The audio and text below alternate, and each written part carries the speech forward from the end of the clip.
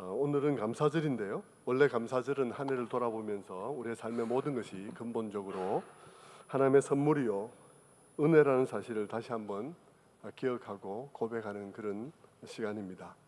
무심코 지나간 시간들이 사실은 그 소소한 일상들조차도 다 하나님의 은혜임을 다시 한번 기억하는 것이죠. 사실 우리는 어떤 일이 일어나서 일어난 일 가운데 사고나 예를 들어서 사고 이런 것들 통해서 거기서 우리가 건진받으면 하나님께 큰 은혜다고 이렇게 말하는데요, 많은 경우 사실은 아무 일이 일어나지 않은 것이 더 큰 은혜인 것이죠.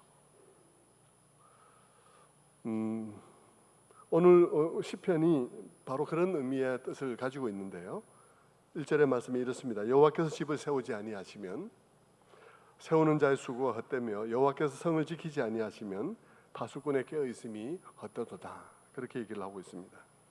하나님이 세워주셔야 세워지고 또 지키는 것조차 하나님이 지켜주셔야 지킬 수 있다 하는 얘기를 하고 있는 것이죠.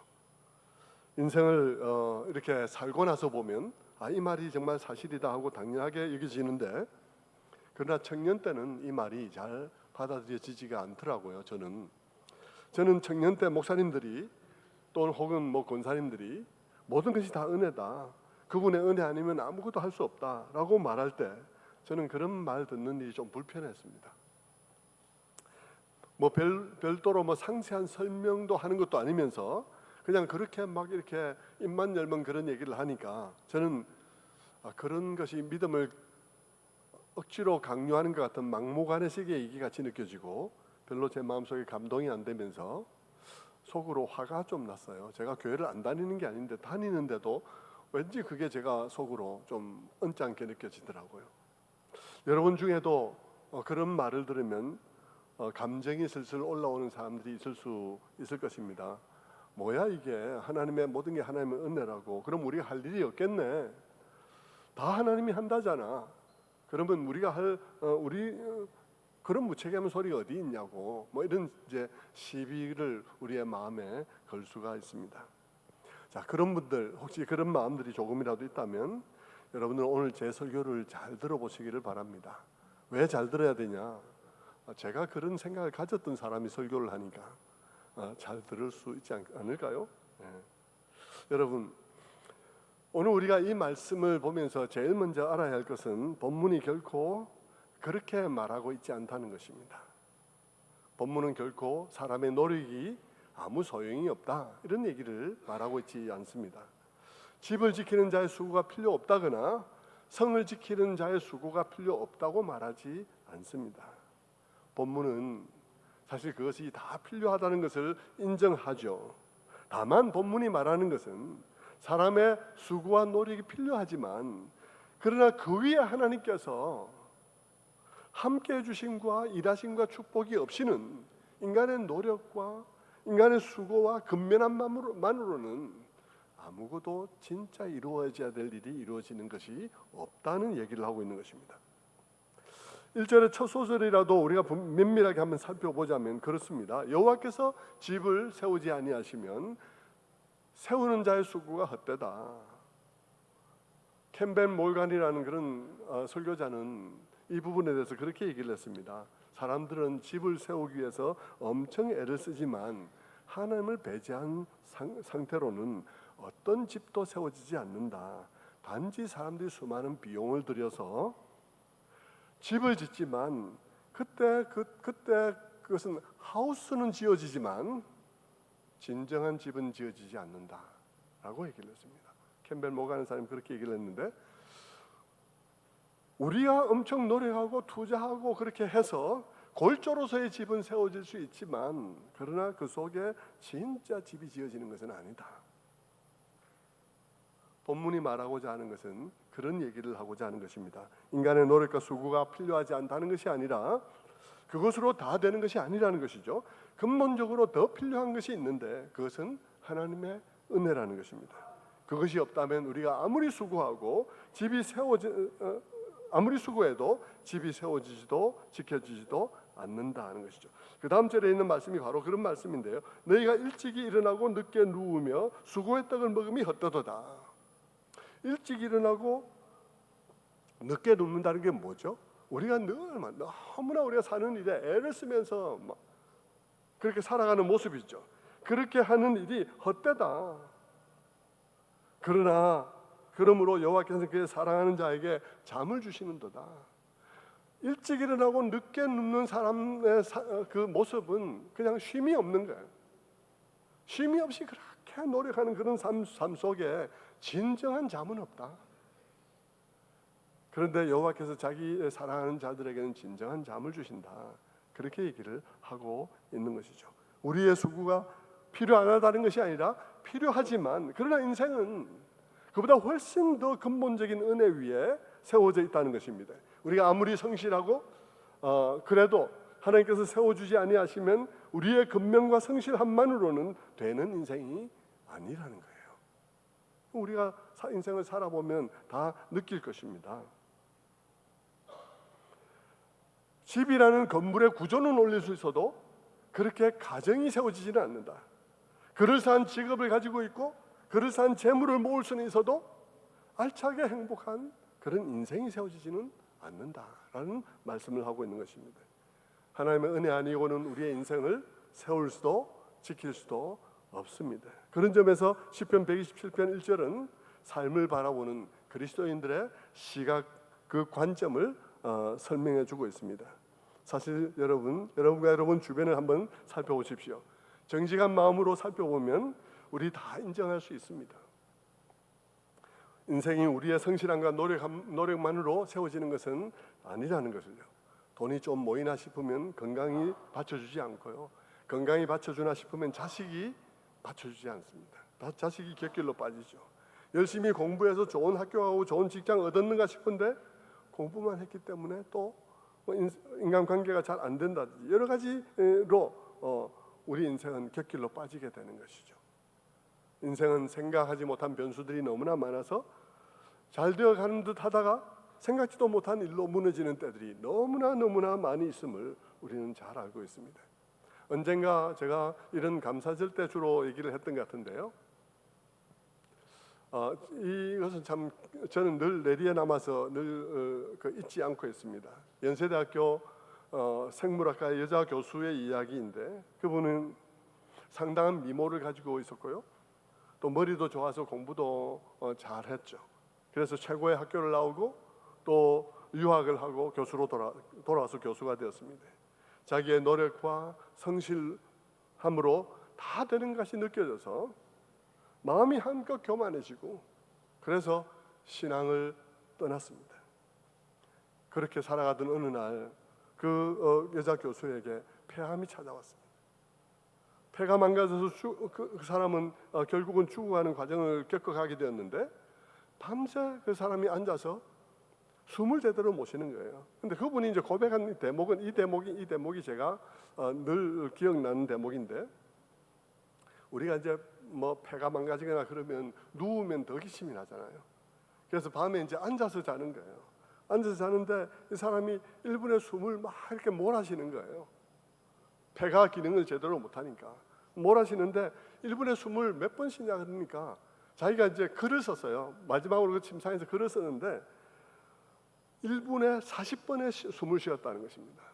근데 제가 정상적인 숨의 횟수를 찾아보니까요, 정상적인 호흡의 수가 1분에 12번에서 20번이더라고요. 평균 잡아 한 15번을 잡으면 3배의 숨을 쉬는 거예요. 그래서 제가 그 얘기를 들으면서 처음 들었을 때 제가 한번 1분에 40번의 숨을 한번 쉬어봤습니다. 1분에 40번의 숨을 쉬니까 숨 쉬는 게 노동인 거예요. 1분에 40번의 숨을 쉬면서 한 5분을 쉬니까요, 진땀이 흐르고 너무너무 힘든 거예요. 그런데 이분이 그 글을 왜 쓰게 됐냐 그러면, 그분이 그 병사에 앉아 생물학과 교수니까 너무 자기로서는 그렇게 자신만만하게 살았는데 1분에 40번의 숨, 그 정말 이렇게 쉬어야 되는 그 숨을 밤이나 낮이나 어제도 오늘도 내일도 모레도 한 달도 6개월도 그렇게 쉬는데 본인이 정말 견딜 수가 없는 거죠. 그러면서 그분이 얘기한 것이 뭐냐 그러면 아주 편안하고 당연한 호흡이 엄청난 하나님의 축복이었다는 사실을 내가 이 병상에서 깨닫고 있습니다 라고 말을 하고 있었습니다. 뭐 폐만이 그렇겠습니까? 우리가 아픈 모든 것들은 아플 때에 비로소 우리는 그 평범한 걸음, 정말 양말 한 짝 내 발에 그냥 제대로 끼워 넣는 일도 허리가 아프면 이게 저절로 되는 것이 아니구나. 허리 아파봤죠. 저는 허리를 많이 아파봤는데 양말 한 짝 발에 끼는 게요, 뭐 별짓을 다 해도 발끝에 닿을 수가 없어요. 이 양말을 벌려서 닿을 수가 없어요. 근데 여러분, 이게 우리의 인생의 이야기일까요? 시편 127편이 우리에게 묻는 것은 우리의 삶 속에 이런 인정함이 있냐 하는 것입니다. 우리의 노력, 우리의 성실함 필요 없다는 것이 아니고요. 너는 네 힘만으로 살아갈 수 있다고 믿느냐 하는 것입니다. 네 성실함만으로 살아갈 수 있다고 생각하느냐 하는 것이죠. 건강의 문제는 우리의 이러한 점들을 설명해 주는 많은 예 중에 좋은 예가 되는데요. 여러분, 우리가 건강하게 사는 일이 어떤 원인에 의해서 건강하게 산다고 생각하세요? 위상 관리 잘하고 영양 관리, 섭취 잘해서 여러분이 건강하게 산다고 생각하십니까? 저는 여러분에게 그것이 필요하지 않다고 묻는 게 아닙니다. 당연히 건강 관리 잘해야 되고요. 영양 관리 당연히 잘해야 됩니다. 그걸 관리를 잘하지 않는다면 어리석은 일이죠. 질문의 요지는 뭐냐 그러면요, 그것이 근본적인가 하는 것입니다. 여러분은 건강 관리 잘해서 살고 있다고 생각하십니까? 여러분 오늘 아침에 이건 고구마의 힘으로 살아가고 있다 생각하세요? 아니면 여러분은 그것이 필요하지만 그것은 2차적인 원인이고 1차적인 원인은 하나님의 은혜로 내가 살아가고 있다고 생각하십니까? 어떻게 생각하냐는 것이죠. 사실 모든 걸 제대로 따져서 생각해 보면 사실 우리의 삶은 건강하게 살 가능성보다는 병들 가능성이 훨씬 더 높다고 합니다. 병에 걸리는 것은 이상한 것이 아니고요, 병에 안 걸린 것이 이상하다는 것이죠. 스코트 팩이라는 정신과 의사가 그런 얘기를 했습니다. 병에서 나은 게 기적이 아니라 지금까지 병에 걸리지 않은 것이 기적이다. 왜냐하면 우리가 병에 걸리지 않은 것은 병균을 만지지 않아서가 아니란 거예요. 우리가 암에 걸리지 않은 것은 암 발암 물질을 안 먹어서가 아니라는 거죠. 정신과 의사로서 그분이 하는 말은 우리가 무엇을 안 했기 때문에 무엇을 먹었기 때문에 우리의 건강이 유지되는 게 근본적으로 그거는 아니라는 것입니다. 건강하기 위해서 우리의 체내에 유지되어야 하는 그런 각종 생리적 균형 조건들이 있죠. 근데 그 생리적 균형 조건이 굉장히 까다롭지 않습니까? 정말 정밀하게 유지되어야 건강이 유지되죠. 그 오차 범위가 굉장히 좁습니다. 그 말은 무슨 말이냐 그러면요, 아플 일이 쌓였다는 말입니다. 우리가 건강하기 위해서 우리의 생체의 균형이 유지돼야 하는데 그 균형의 오차 범위가 너무나 작다는 것은 아플 일이 쌓였다는 것이죠. 웬만하면 다 건강이 유지되어 온 것은 다 기적인 것입니다. 슈퍼컴퓨터로도 잘 이해하기 어려운 그런 정도의 미세한 균형들이 우리 몸 스스로가 유지하고 있다. 그 메커니즘을 우리가 잘 이해하지도 못하는데 그것이 유지되고 있다. 그래서 놀라운 일인 것이죠. 우리가 건강 관리를 하는 거 필요하죠. 건강 관리를 하는 게 필요하지만 근본적으로 그 모든 것이 제대로 돌아가고 있는 가운데서 건강 관리지, 건강 관리를 해서 우리가 모든 것이 이루어지는 것은 아닌 것입니다. 여러분, 그런 점에서 한번 생각해 보십시오. 하루하루 사는 것이 무엇으로 사는 것 같습니까? 세밀한 건강 관리에 의해서 살아가는 것 같습니까? 아니면 오늘도 여러분을 살도록 모든 것에 대해서 명령하시고 그 명령의 말씀으로 인해서 질서 잡히고 기능하고 있는 그분의 말씀으로 인해서 우리가 살아가고 있다고 생각하십니까? 무엇에 의해서 우리가 근본적으로 살아가고 있다고 생각하냐는 것입니다. 오늘 우리가 살아있는 이유가 오늘 아침에 먹은 고구마 때문에 살아있는 것인가, 아니면 그것은 2차적인 원인이고 1차적인 원인은 하나님께서 오늘도 우리를 살라고 하시는가 하는 것이죠. 여러분, 둘 다 원인이 될 텐데 지금 우리에게 묻는 것은 무엇이 더 근본적인 원인이냐 하는 것입니다. 하나님인 것이죠. 하나님께서 오늘 우리들이 살아있을 수 있도록 오늘도 계속해서 명하고 계시기 때문에 살아있다는 것입니다. 이 순간도 하나님께서 우리들에게 누군가에게 여기까지야 라고 말씀하시면 여기가 우리의 끝입니다. 저는 항상 그렇게 생각해요. 우리는 순간이 올 때까지 모릅니다. 그 순간이 올 때까지 몰라요. 지금 1초 뒤에 일어날 것이지만 몰라요. 어떤 혈관이 부푼다든지 그래서 정말 터지기 일보 직전인데 터지기 일보 직전까지는 몰라요. 갑자기 그랬다 그러지만 계속 이렇게 불어나고 있었거든요.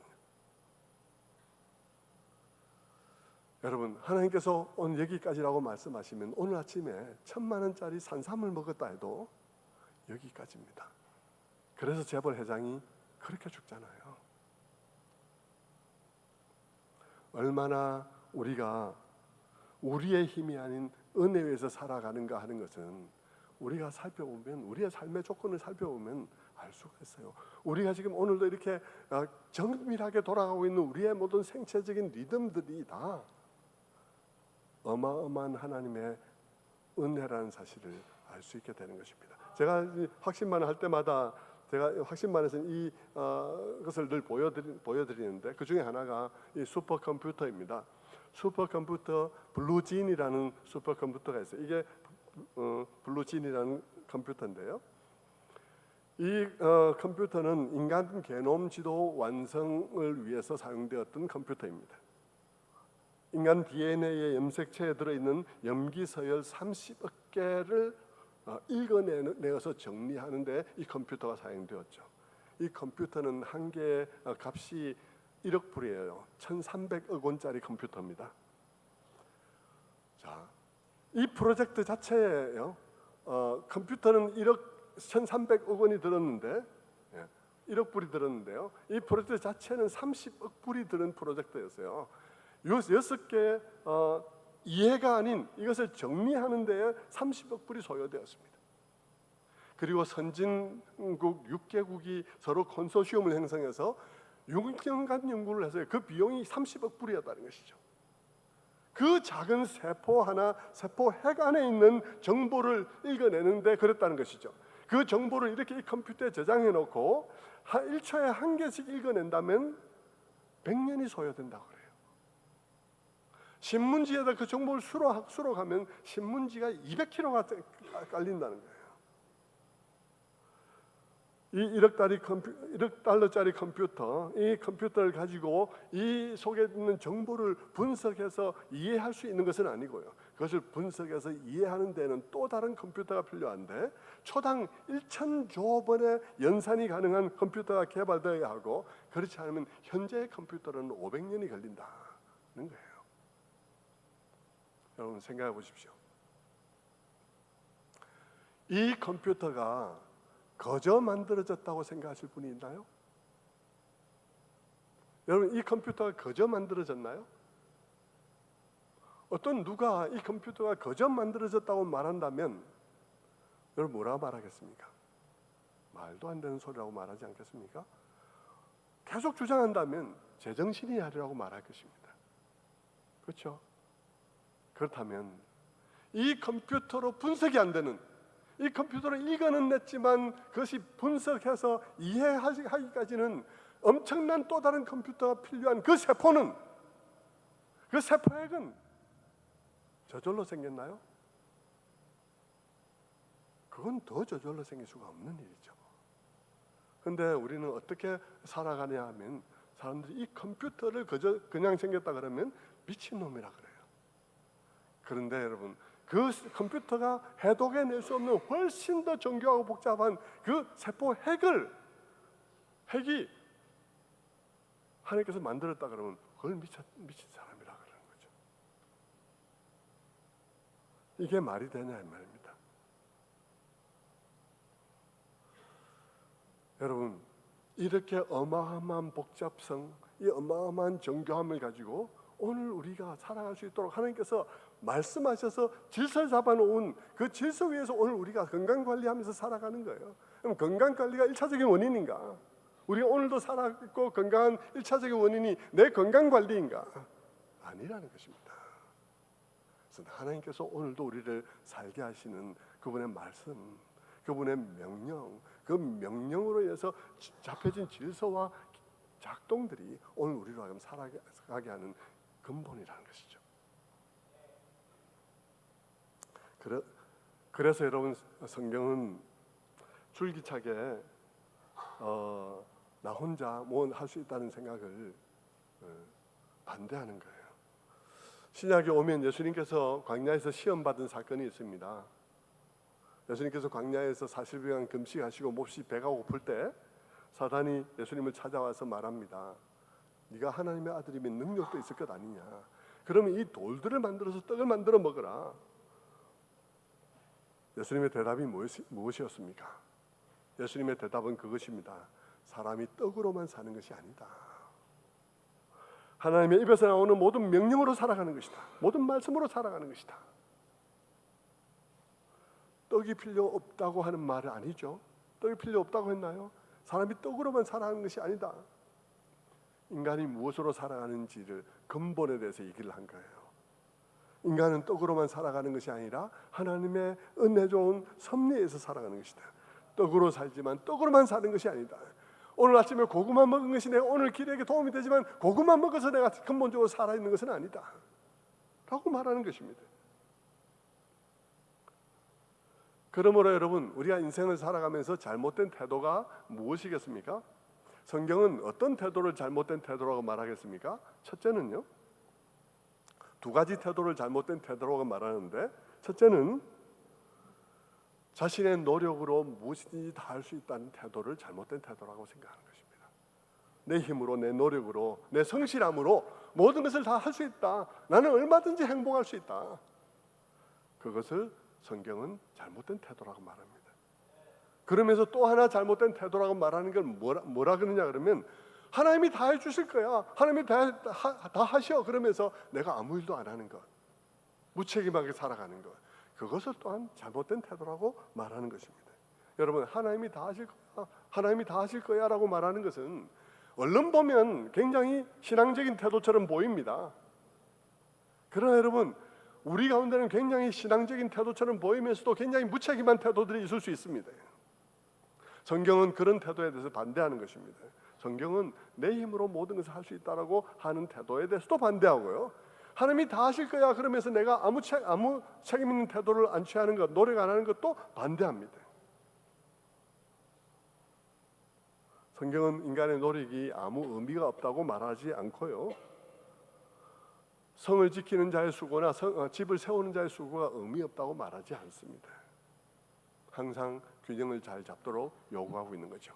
그래서 이제 제가 신학교 다닐 때, 제가 언젠가 얘기했습니다만, 제가 신학교 다닐 때 교수님이 이런 부분에 있어서 잘 균형을 잡으라고 한번 이런 얘기를 한 적이 있습니다. 중간고사 기간이었는데 신학교에는 믿음이 좋은 사람들이 많이 오잖아요. 근데 믿음이 좋다는 것이 사실요, 열심히 있다는 것이 그것에 불과하고, 믿음이 제대로 균형이 안 잡히는 사람들이 굉장히 많습니다. 열심히 기도하고 하는 사람 많지만 그러나 균형이 안 잡히는 사람들 많거든요.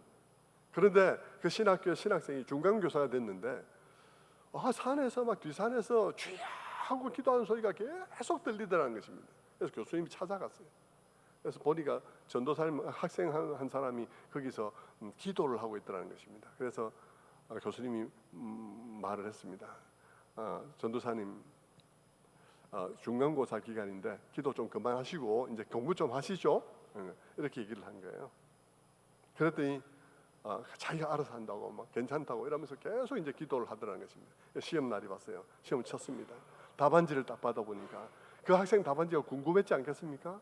딱 보니까 그래서 나는 거예요. 저는 아무것도 모릅니다. 그러나 하나님은 모든 것을 아십니다. 예. 저는 아무것도 모릅니다. 그러나 하나님은 모든 것을 아십니다. 예. 교수님이 그 답안지를 딱 들고는 채점을 했습니다. 아멘. 그러므로 하나님은 100점, 니는 빵점. 예. 하나님은 0점, 하나님 100점, 너는 빵점. 이렇게 채점을 했다는 것입니다. 뭘 말하는 거예요? 두 가지 태도는 잘못된 거라는 것입니다. 내 힘으로 다 할 수 있다고 믿는 것도 잘못된 거예요. 인생 절대 그렇지 않습니다. 그리고 하나님이 다 해줄 거야 하면서 내가 아무것도 안 하는 것도 잘못됐다는 거예요. 옳은 태도, 옳은 위치는, 바른 태도는 뭐겠습니까? 내가 해야 할 일을 빈틈없고 야무지게 책임감 있게 하는 거예요. 그걸 하는 거예요. 그런데 다른 한편 내가 이렇게 노력한다 하더라도 이것이 나로 하여금 모든 것을 이루게 하는 것은 아니다. 내 인생은 근본적으로 하나님의 은혜로 인해서 내가 존재하는 것이다 하는 사실을 붙드는 것입니다. 이 두 개를 꽉 붙잡을 때 내가 위치하게 되는 위치가 있습니다. 이것도 붙잡고 이것도 꽉 붙잡을 때 내가 위치하는 위치가, 그 위치가 맞는 위치예요. 그렇지 않고 내가 한쪽만 굳게 잡으면, 내 힘으로 살 수 있다고 하는 것만 굳게 잡으면 그 위치는 잘못된 거예요. 그리고 하나님이 다 해주실 거야 하고 내가 무책임하게 살아가는 삶을 다 해주실 거야 하고 그것만 굳게 잡고 있으면 그 위치도 잘못된 거예요. 이 두 가지를 굳게 잡고 있을 때 내가 위치하게 되는 그 위치, 그것이 바른 위치인 거예요. 이런 성경적인 태도를 가지고 살아가면 어떤 일이 일어날까요? 자, 성실함을, 내가 노력하는 노력도 내가 필요하다. 그러나 이것으로 인해서 내가 다 이루어지는 것은 아니다. 근본적으로 우리는 하나님의 은혜 위에서 살아가는 거다. 이 두 가지 태도를 꽉 잡고 있는 사람의 삶은 어떤 모습일까요? 그런 삶은요, 근면하고 성실합니다. 그런 사람은 근면하고 성실하죠. 그리고 플러스 그런 사람은 겸손합니다. 근면하고 성실하고 겸손해요. 왜냐하면 내가 공부 열심히 하고 노력도 열심히 하지만 그러나 은혜로 되는 것이다. 근본적으로는 은혜가 있어야 되는 것이다 하는 사실을 알기 때문에 겸손한 거예요. 그리고 그런 사람의 삶은 어떤지 아십니까? 그런 사람의 삶은 뭐 이루어서 뭘 이루었다 칩시다. 그 사람의 누림이 겸손합니다. 그 사람의 누림도 겸손해요. 내 힘으로 이룬 거라고 그들은 피지 않습니다. 왜냐하면 노력하기도 했지만 하나님의 은혜가 아니라면 아무것도 제대로 된 결과를 낼 수가 없었을 것이기 때문이고요. 하나님의 은혜가 아니라면 내가 이 자리에 올 수도 없거니와 은혜가 아니라면 여기서 내가 누리지도 못할 것을 내가 알기 때문입니다. 그래서 겸손할 수밖에 없는 거예요. 누림도 겸손해요. 누림이 겸손하다는 것은 내가 이룬 것을 내가 다른 사람 앞에서 자랑하고 과시하는 일로 사용하지 않는다는 것입니다. 내가 이룬 그것을 가지고 다른 사람 앞에 과시하고 그렇게 자랑하는 일로 만들지 않는다는 것이죠. 뿐만 아니라 여러분, 이렇게 살아가는 사람, 이런 바른 인생관을 가진 사람들의 삶은 근면하고 성실할 뿐 아니라 겸손하고 겸손할 뿐 아니라 거기에는 감사가 있습니다. 그는 감사가 있어요. 여러분, 감사가 있으면 자기가 이룬 것을 누림에 있어서도 감사가 있으면 베품이 있습니다. 그리고 감사가 있으면 그 베품이 너그럽게 되죠. 신명기 8장 2절부터 18절의 말씀을 보면 출애굽한 이스라엘 백성들을 그 모압 평지에서 모세가 이제 가나안 땅으로 들여보내면서 마지막 광야 학교 졸업식을 거행하는 것을 볼 수 있습니다. 신명기가 광야 학교 졸업식이거든요, 사실은. 그래서 그 땅으로 들여보내면서 모세는 이스라엘 백성들에게 지금까지 너희가 광야에서 경험한 이 모든 경험들이 무엇을 위한 것인지를 설명을 했습니다. 광야에서 만나를 먹은 것, 메추라기를 먹은 것, 반석에서 나는 물을 먹은 것, 그런 것들 다 말이죠. 그러면서 이렇게 말합니다. 신명기 8장 2절부터 보면 이렇습니다. 내 하나님 여호와께서 내게 광야 길을 걷게 하신 것을 기억하라. 너를 낮추시며 만나를 내게 먹이신 것은 사람이 떡으로만 사는 것이 아니요 여호와의 입에서 나오는 모든 말씀으로 사는 줄을 내가 알게 하려 하심이라. 여기서 그 말씀이 나오는 거죠. 예수님이 인용한 말씀이 여기서 나오는 거예요. 너를 광야길을 걷게 하시고 거기서 만나를 먹게 하신 것은 너를 낮추기 위함이다. 무엇에 대해서 어떻게 뭐 때문에 낮춥니까? 뭘 하자는 거예요? 내 힘으로 다 되는 것 아니라는 사실을 알게 하려는 것이죠. 그리고 만나를 매일매일 먹는다는 거 한번 생각해 보십시오. 광야에서 여러분 머리로 한번 생각해 보세요. 그 중동 지역에 가서 그 광야에 있으면 아무것도 먹을 것이 없어서 오늘도 불안하고 내일도 불안하고 매일매일이 불안한데 그 매일매일의 불안 가운데서 매일매일 성실하게 베풀어 주시는 만나를 먹었다는 사실은요, 엄청난 기적 속에서 살아간 것이죠. 하나님께서는 그것을 너희를 낮추기 위한 것이다 하는 것입니다. 그 땅에 들어가기 위한, 그 땅에 들어서 가장 이상적인 삶을 살기 위한 준비가 마음이 낮아져야 된다는 것입니다. 우리가 예수 믿고 정말 이상적인 삶을 살아가기 위해서 우리의 마음의 준비는 낮아져야 하는 거예요. 우리의 모든 것이 다 하나님의 은혜로 이루어지는 것이라는 사실을 고백하게 돼야 하는 것입니다. 그래서 사람이 떡으로만 사는 것 아니다. 떡으로 살지. 그러나 떡으로만 사는 것 아니다. 하나님이 주시는 은혜로 사는 것이다 하는 것을 고백하게 하신 거예요. 여러분,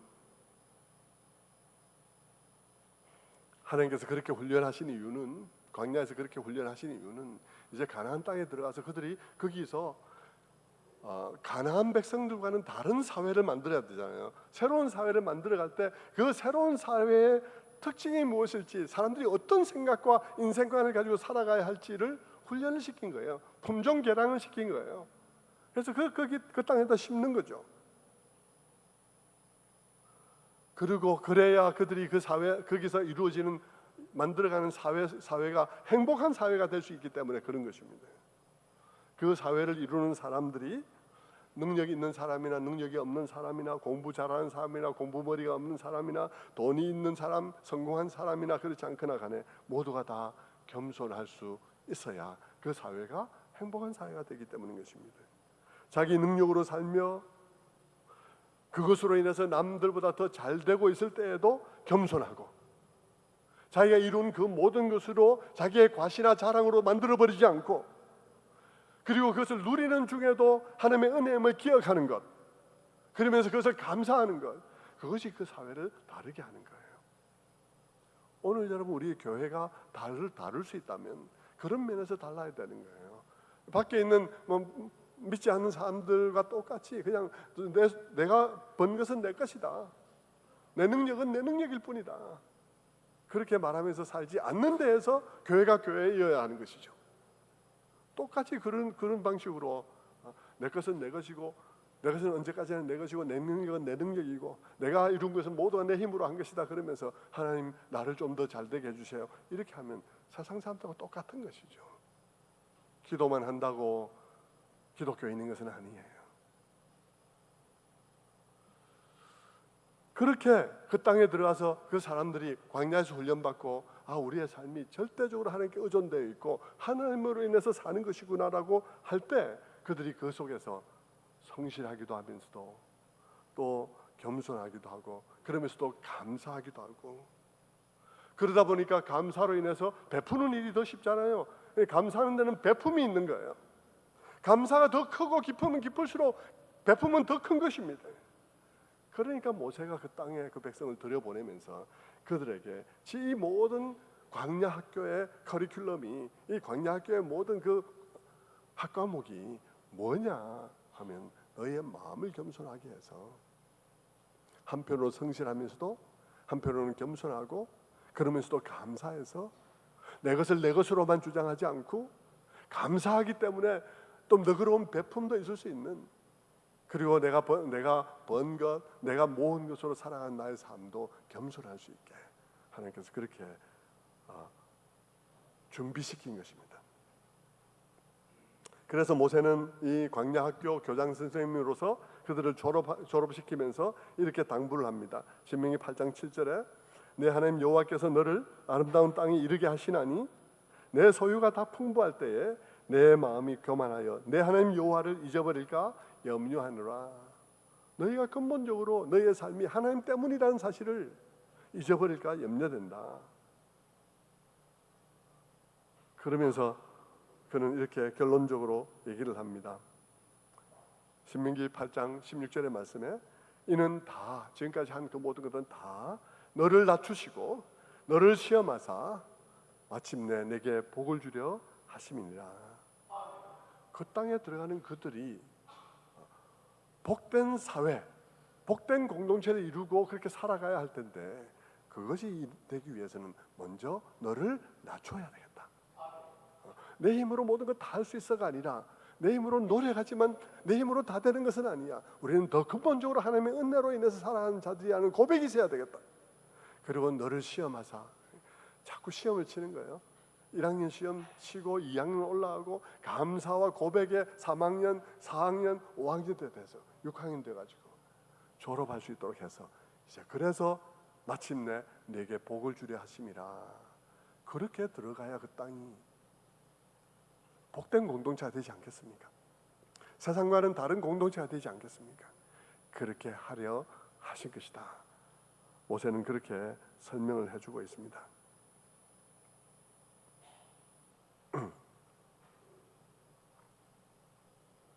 성도 여러분, 그 땅에 들어간 그 백성들이 겸손한 마음을 가지고 모두가 다 선물인 것을 알고 나누는 삶을 살도록 하신 거예요. 그래서 하나님께서는 가나안 땅에 들려보내는 그들에게 늘 감사하면서 추수감사를 추수를 할 때에도 떼어서 남에게 주라고 이렇게 얘기를 하는 것이 근본적인 바탕이 뭡니까? 네 삶의 모든 것이 다 은혜라는 사실을 바탕에 깔고 있는 것이죠. 성도 여러분, 우리의 삶의 모든 것이 선물이라면 또 은혜라면 나누기는 굉장히 쉽습니다. 그런데 그 모든 것이 내 능력이라면 나누기는 굉장히 어렵고 그것은 우리에게 자랑과 과시가 될 뿐인 것입니다. 그리고 혹 나눈다 할지라도 은근히 내가 너에게 베풀어 줄 수 있는 강자라는 사실을 자랑하기 위한 것에 불과한 때들이 많이 있게 되는 것이죠. 진정한 나눔이 되지 못할 때들이 많이 있는 것입니다. 그래서 모세의 당부는 이렇게 이어지는 것입니다. 17절과 18절에 그러나 내가 마음에 이르기를 내 능력과 내 손의 힘으로 내가 이 재물을 얻었다 말할 것이라. 내 하나님 여호와를 기억하라. 그가 네게 재물을 얻을 능력을 주셨습니다. 사람들은 너무나 쉽게 자랑에 빠져요. 너무 쉽게 자랑에 빠지죠. 그래서 모세가 미리 경고를 하는 것입니다. 내가 이렇게 너희들에게 경고하고 가르치지만 내가 단언한다.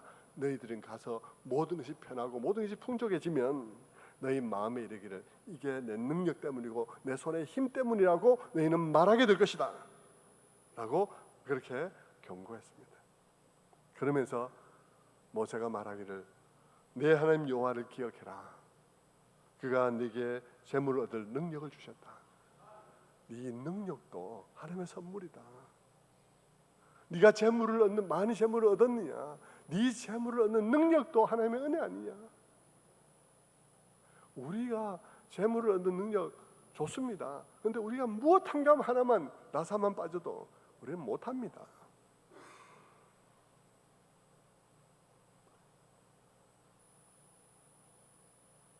모세가 경고하는 이유는 이렇게 경고하고 경고해도 너무나 쉽게 은혜임을 잊어버리고 자랑 만들어버리는 속성 때문입니다. 우리는 너무 쉽게 아무리 우리의 삶의 근본이 하나님이고 우리는 그분의 은혜 위에서 살아가는 것이라고 말해도 우리는 너무 쉽게 돌아서면 모든 것을 나의 자랑으로 만들어버리기 쉬운 것이에요. 설교자도 마찬가지예요. 설교자도 막 어젯밤에 막 그냥 하나님 앞에 은혜 주십시오 기도해놓고 설교 한 편 잘 되면요 돌아가는 시간에는 오늘 엄청 잘 된 것 같은데 이런 생각 든다고요. 여러분 다 그렇잖아요. 무엇이냐 그러면요 우리는 너무나 쉽게 자랑에 빠지고요 감사는 너무 어렵다는 것입니다. 사도 바울도 신약에 와서 동일한 얘기를 합니다. 고린도전서 4장 7절 말씀에 내게 있는 것 중에 받지 않은 것이 무엇이냐? 내가 받아서 너가 어찌하여 받지 아니한 것 같이 자랑하느냐? 네게 있는 것 중에 어느 하나 네게 근본적으로 주어지지 않은 것이 무엇이 있냐라고 말합니다. 성도 여러분, 말씀을 맺겠습니다. 우리가 감사절을 지키는 이유가 무엇이겠습니까? 해마다 이 즈음에 감사절을 정해서 감사절을 지키며 또 헌금도 하며 그렇게 우리가 감사하는 마음을 자꾸 그렇게 하는 이유가 뭐겠습니까? 그 이유는 감사는 훈련되어야 하기 때문이에요. 감사는 저절로 되는 게 아니에요. 그래서 우리는 아이들을 기를 때도 아이들에게 언제나 고맙다고 해야지, 감사합니다 해야지 하고 자꾸 얘기하는 거예요. 왜 그렇습니까? 감사는 훈련되어야 하지만 불평은 저절로 되는 것이기 때문이에요. 교만과 자랑은 저절로 되는 거예요. 그러나 겸손과 감사는 훈련되어야 하는 것입니다. 여러분, 이 감사가 얼마나 중요한지 한번 보세요. 아이들에게 이제 이 말씀만 드리고 마칠 텐데요. 아이들에게 선물 주는 날 한번 생각해 봅시다. 아이들 모아놓고 뭐 추석 선물 준다든지 뭐 선물 준다 칩시다. 아이들이 선물 받는다고 행복하던가요? 좋아하는 것 같죠. 그런데 좀 더 면밀하게 생각해 보십시오. 아이들이 선물을 받으면 선물 받은 것 때문에 행복하던가요? 아닐 때들이 있습니다. 많이요. 오히려 선물을 나눠주는 그날이요, 울음바다가 되는 날들도 많습니다. 왜 그럴까요? 아이들이 이 받는 것을 선물로 생각하지 않고요, 권리로 생각하고, 그리고 옆에 아들하고 비교해 보니까 왜 쟤는 저거 주는데 왜 나는 이거 주나 그러면서 나도 저거 달라 그러면서 막 울다 보면 온 집안이 선물 주는 날이 난리가 나버려요. 뭘 의미하냐 그러면요, 선물이 주어진다고 당연히 행복한 게 아니라는 것입니다. 선물과 함께 우리에게 있어야 될 것은 감사가 있어야 된다는 것입니다. 그 선물을 선물인 줄 알고 감사를 받으면 거기에 행복이 있는데, 선물을 받으면서 그것이 권리로 생각하나 감사가 없으면 행복이 아니라 눈물이 있을 수도 있습니다. 그건 우리의 인생과 똑같아요. 우리의 인생도요, 우리의 인생에 각종 여러 가지가 선물로 주어졌습니다. 선물로 주어졌는데 우리가 선물로 알지 않고 감사하지 않고 그냥 권리로 생각하고 비교하고 그러면요, 선물이 아니에요. 선물만 주어진다고 행복한 게 아닙니다. 감사의 마음이 없으면 행복하지 않습니다. 아이들의 모습이 우리에게 그대로 보여주는 것이죠. 그러므로 여러분, 이 감사절이 왜 있느냐? 감사절은 우리에게 감사를 훈련하기 위한 거예요. 우리가 얼마나 근본적으로 감사해야 될 조건 위에서 살아가고 있는지를 가르쳐주기 위한 것이죠. 오늘 이 감사절을 지나면서 올 한 해 여러분, 우리의 삶이 또 우리의 삶의 여러 가지가 선물이었던 것을 기억하였는지 돌아보시기를 바랍니다. 마치 선물을 받고도 비교하면서 결국 울음바다를 만드는 아이들처럼 우리가 그러한 한 해를 살아오지는 않았는지 우리 자신을 돌아볼 수 있는 여러분 되시기를 주님의 이름으로 축원합니다.